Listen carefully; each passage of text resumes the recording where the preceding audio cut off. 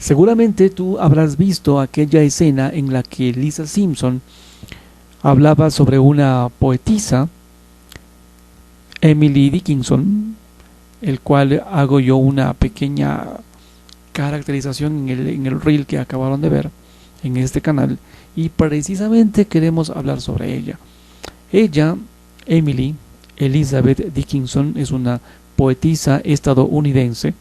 Nació en Massachusetts, en Amherst, el 10 de diciembre de 1830 y murió el 15 de mayo de 1886. Como digo, fue una poetisa estadounidense o poeta.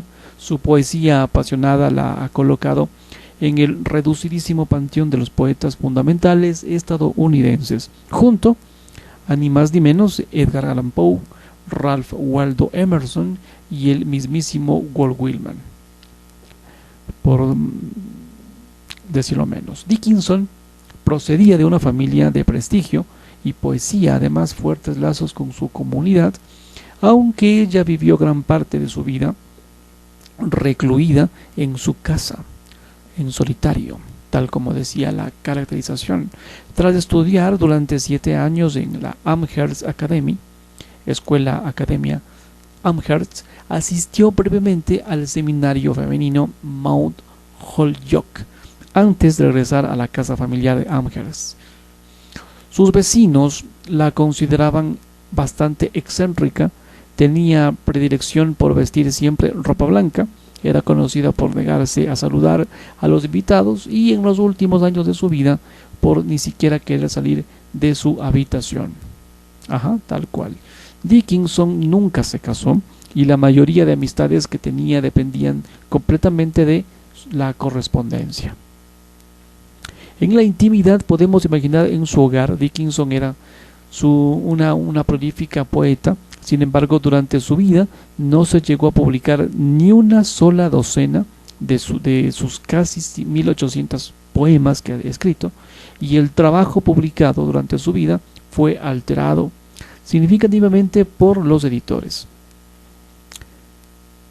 adaptándolos a las reglas y convenciones poéticas de la época. No obstante, los poemas de Dickinson son únicos en comparación con los de sus contemporáneos.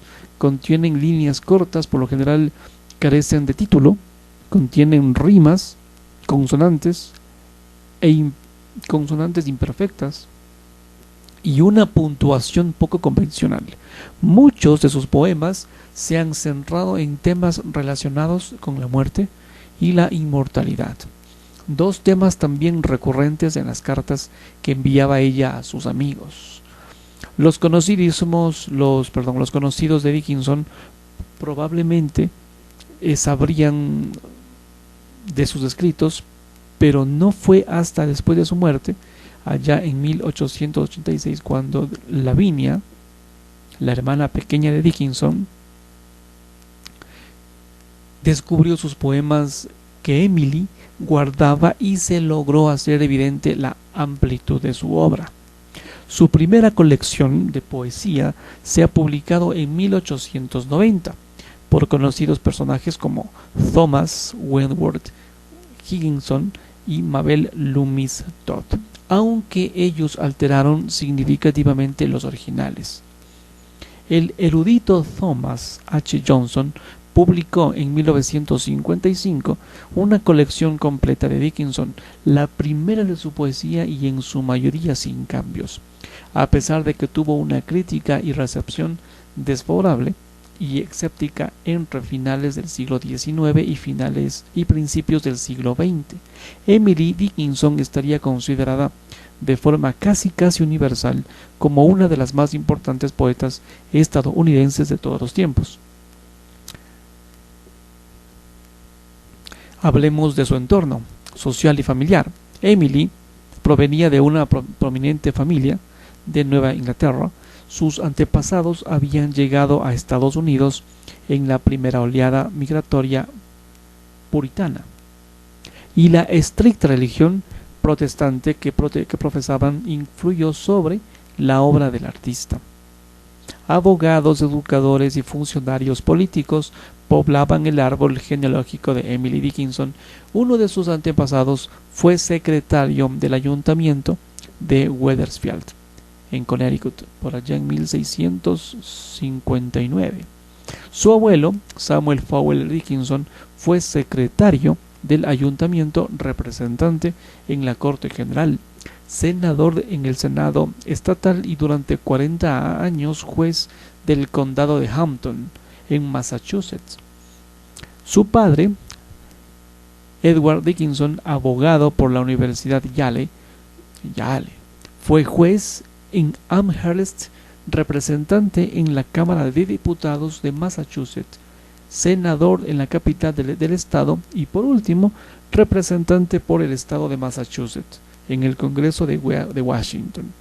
Edward, su padre, fundó la línea ferroviaria Massachusetts Central Railroad y además el Amherst College, junto con Samuel, su padre, o sea, su abuelo. El socio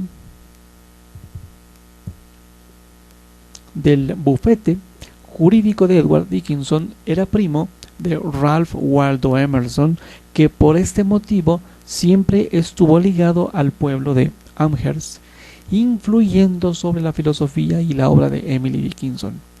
La esposa de Edward y madre de la poeta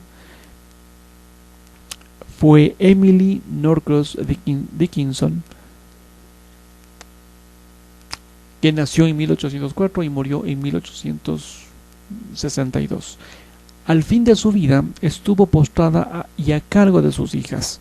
Emily Dickinson tuvo dos hermanos, el mayor William Austin Dickinson, que nació en 1829 a 1895, murió. Generalmente conocido por su segundo nombre, se casó en 1856 con Susan Gilbert, amiga de su hermana Emily, y vivió en la casa lindante con la de su padre.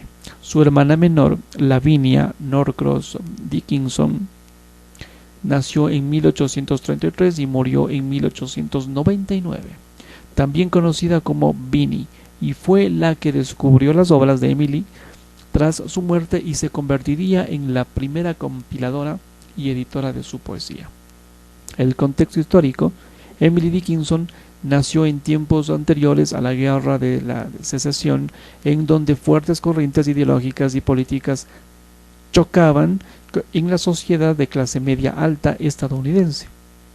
Incluso los hogares más acomodados carecerían de agua caliente y de baños dentro de la casa, y las tareas hogareñas representaban una carga enorme para las mujeres. Sin embargo, por la buena posición económica, la familia Dickinson dispondría de una sirvienta irlandesa, debido a la situación de la Nueva Inglaterra en la época. Dickinson constituiría un caso rarísimo para la sociedad rural por su preocupación por obtener una buena educación. La severa religiosidad puritana se hacía presente en todas partes, y la única expresión artística aceptada era la música del coro de la iglesia. La ortodoxia protestante de 1830 consideraba a las novelas una literatura disipada. Los juegos de naipes y la danza no estarían permitidos en ese entonces, y no había conciertos de música clásica, tampoco existía el teatro. No se toleraba la presencia de mujeres solas en reuniones fuera del té cotidiano entre vecinas, y la Pascua y la Navidad no se celebraban hasta 1864, cuando se estableció la primera iglesia episcopal de Amherst, la cual introdujo estas costumbres.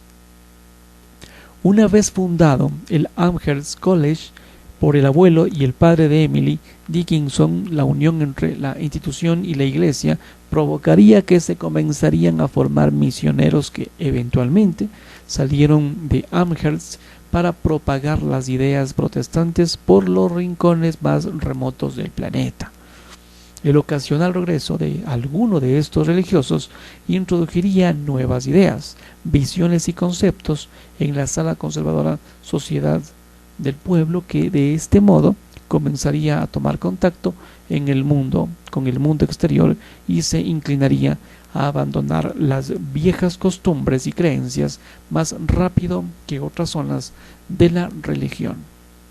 Su vida en cuanto a la infancia, adolescencia y estudios, sus hermanos y cuñada. Emily Dickinson nació en un hogar de sus padres aquel 10 de diciembre de 1830, 2 años después de que sus padres contrajeran matrimonio, muy apegada a los ideales y conceptos puritanos en boga. Tardó muchos años en comenzar a rebelarse, aunque nunca de forma completa. Emily prácticamente no recordaba a sus abuelos ni a sus tíos. A pesar de ello, de niña tuvo mucha relación con 2 pequeñas primas huérfanas, a las cuales ayudó a educar, e incluso a una de ellas, Clara Neumann, le llegaría a leer en secreto algunos de sus poemas. Es imposible reconstruir de forma completa toda su infancia de la poeta. Son escasos y fragmentados los datos que se poseen al respecto. No obstante, se conoce que el hermano mayor de Emily, William Austin Dickinson, 1 año y medio mayor a que ella, nacería el 16 de abril de 1829. Él se educó en el Amherst College y se convirtió, al igual que su padre, en abogado al graduarse de la Universidad de Harvard.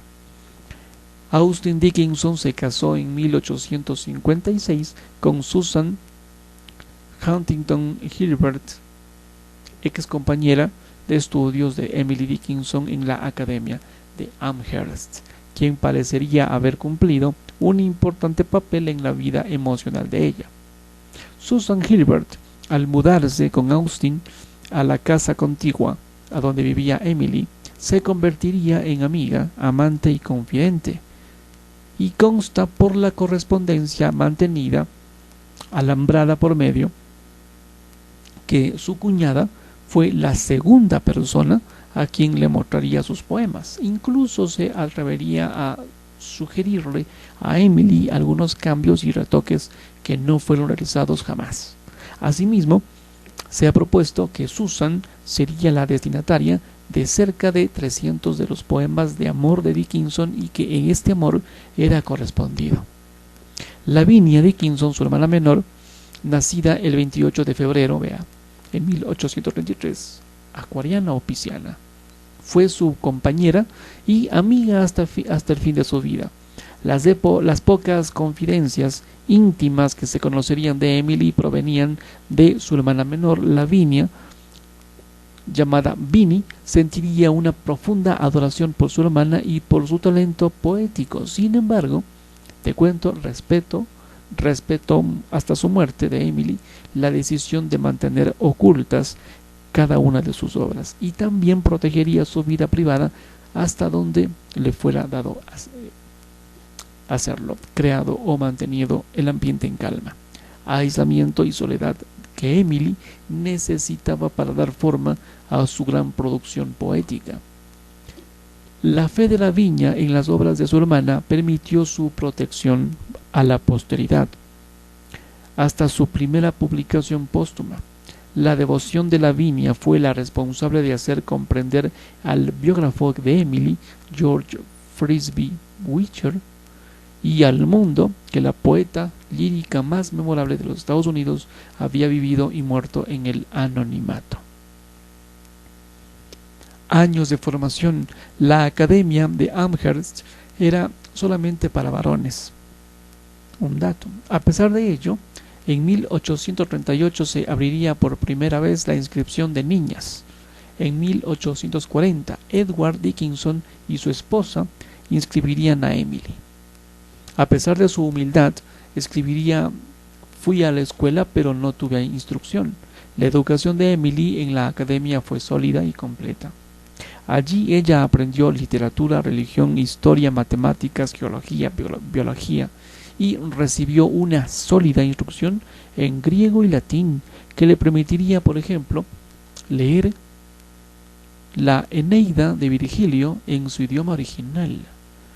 El punto más flojo de la educación de Dickinson fueron sin duda las matemáticas, para las cuales ella no tenía facilidad y no le gustaban tampoco, y su talento narrativo hizo que escribiera las composiciones de sus compañeras que en retribución le harían las tareas de álgebra y geometría. De este periodo se han conservado una carta a su amiga Jane Hamry, escrita a los 11 años de edad, que mostraría un estilo académico y risueño. Hoy es miércoles, leo textual, hoy es miércoles y ha habido clase de oratoria. Un joven leyó una composición cuyo tema era pensar 2 veces antes de hablar. Me parecería la criatura más tonta que jamás haya existido, y le dije que él debiera haber pensado 2 veces antes de escribir. El rector de la academia en ese entonces era un experimentadísimo educador recién llegado de Berlín. Edward Dickinson sugeriría a su hija que se inscribiera en los cursos de este alemán que el rector impartía, puesto que con seguridad no tendría otra ocasión de aprender este idioma en el futuro. Además, Emily estudiaría piano con su tía y tenía canto los domingos y también jardinería, floricultura y horticultura. Estas últimas pasiones no la abandonarían hasta el final de su vida.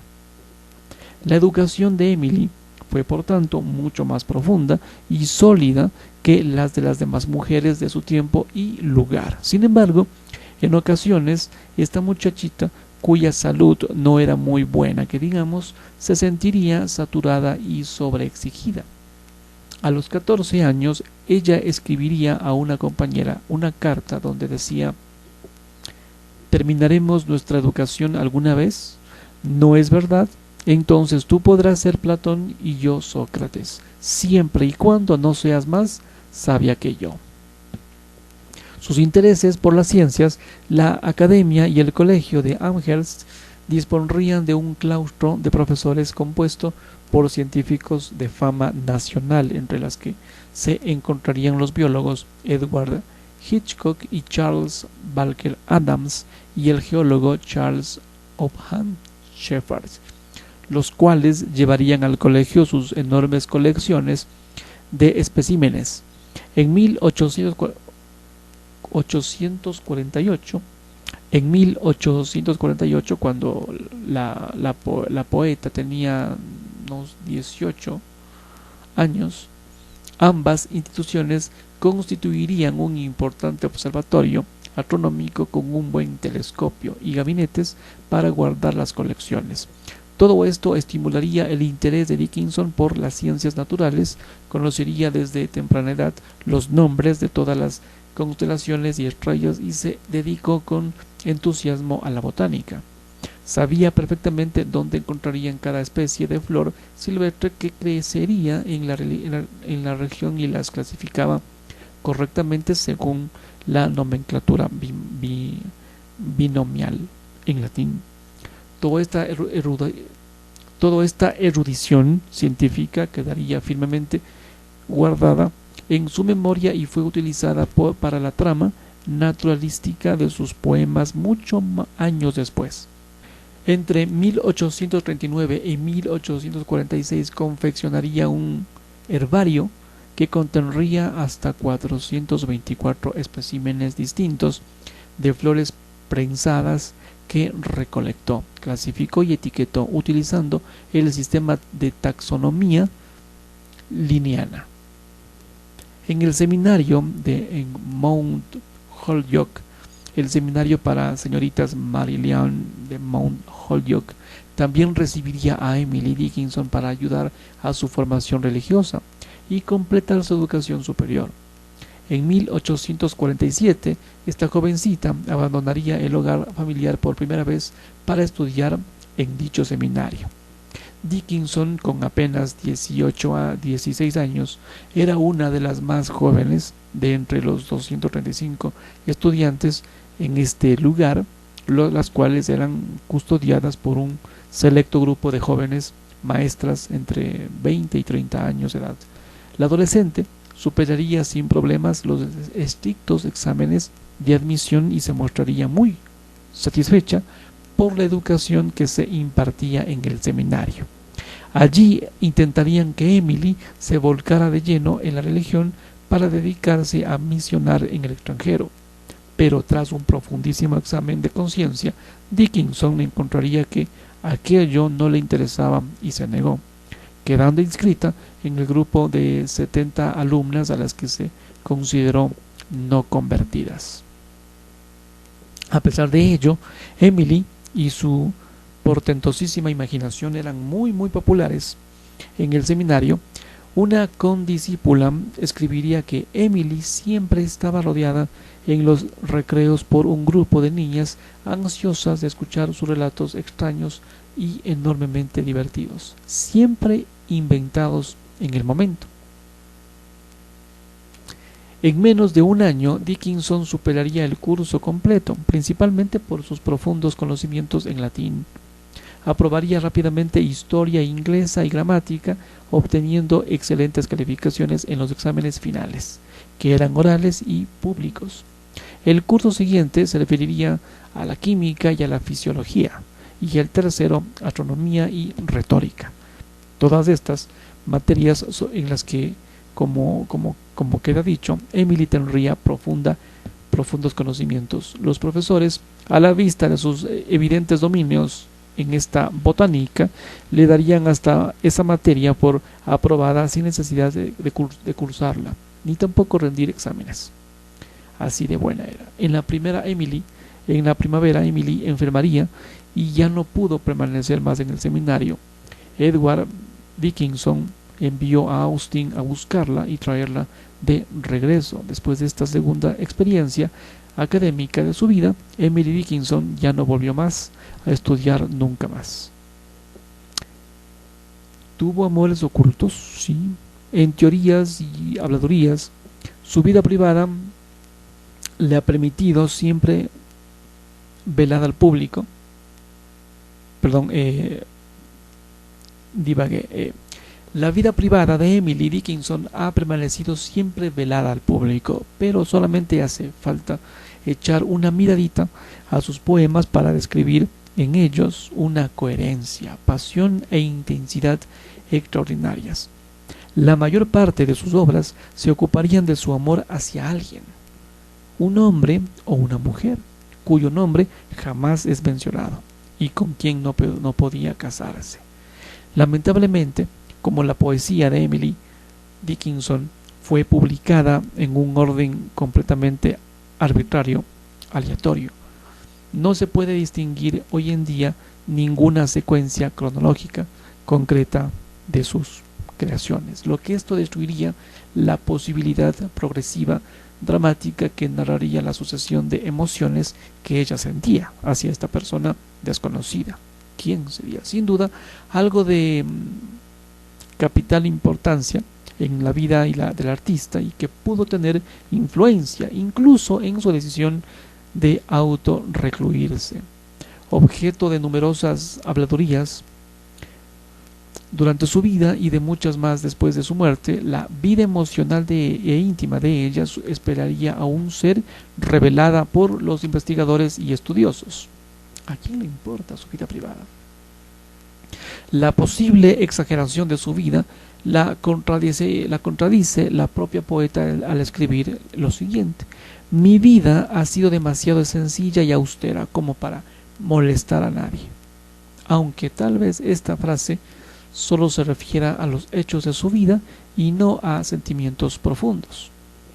Ya entre 1850 y 1880 circulaban por Massachusetts numerosos rumores acerca de los amoríos de la hija del juez Dickinson, y después de la publicación de su primer libro de poemas cundieron las habladurías acerca de su desdichada historia de amor.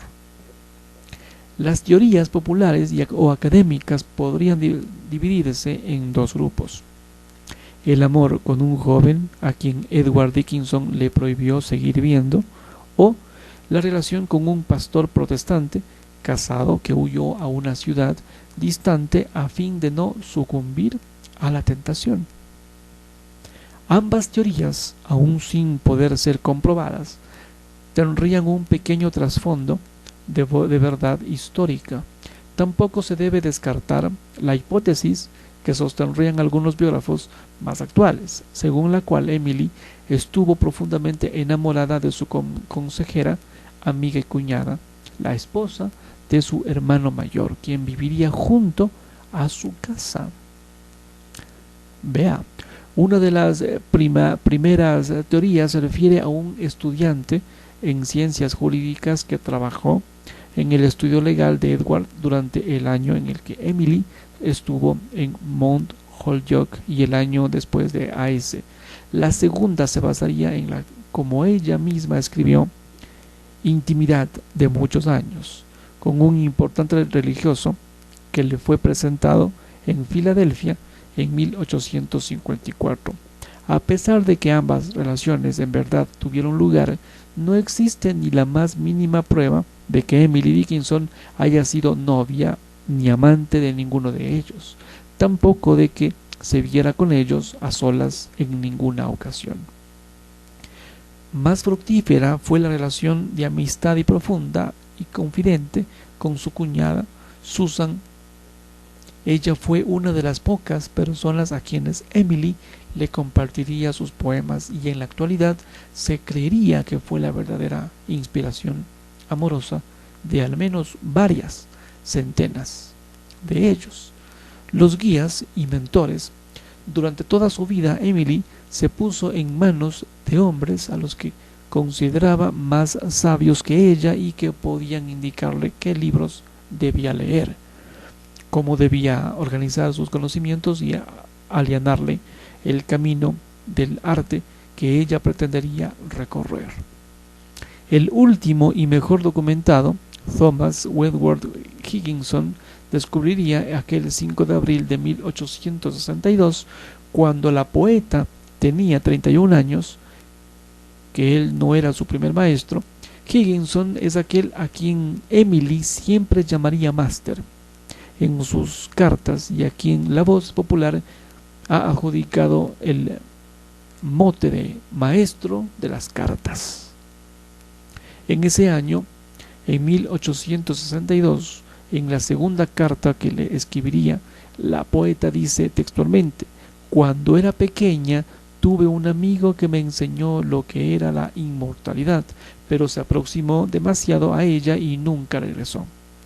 Poco tiempo después murió mi maestro y durante largos años mi única compañía fue el diccionario. Luego encontré a otro, pero no quería que yo fuese su alumna y se fue de la región». Estos dos hombres que Dickinson menciona en su carta a Higginson son, en verdad, los protagonistas de sus poemas de amor, y ella misma lo expresa en otras cartas y no existirían motivos para negar. Sin embargo, sus respectivas identidades deberían esperar 7 décadas para ser desveladas. La carta perdida. En 1933, un coleccionista por ahí, de autógrafos, publicó su catálogo y en su colección aparecería una carta inédita de Emily Dickinson que vendría a echar luz sobre el nombre del amigo que le enseñó la inmortalidad. La misiva, fechada 13 de enero de 1854, está dirigida al reverendo Edward Everett Hall, que en esos tiempos era el pastor de la iglesia de la unidad de Worcester, que decía textualmente: «Pienso, señor, que como usted era el pastor del señor B.F. Newton, que murió hace algún tiempo en Worcester, puede satisfacer mi necesidad de enterarme de si sus últimas horas fueron alegres. Yo lo apreciaba mucho y me gustaría saber si descansa en paz». La carta continúa explicando que Newton trabajaba con su padre y que ella, no siendo más que una niña, se sentiría fascinada por su colosal intelecto y sus notables enseñanzas. Dice que el señor Newton fue para ella su preceptor amable pero serio, que le enseñó qué autores leer o debía leer, a qué poetas admirar y muchas enseñanzas más artísticas y religiosas. Pregunta a Hall si él cree que Newton estaría en el paraíso y recuerda que me enseñaba con fervor y con cariño, y cuando se fue de nuestro lado se había convertido en mi hermano mayor, querido, añorado y recordado.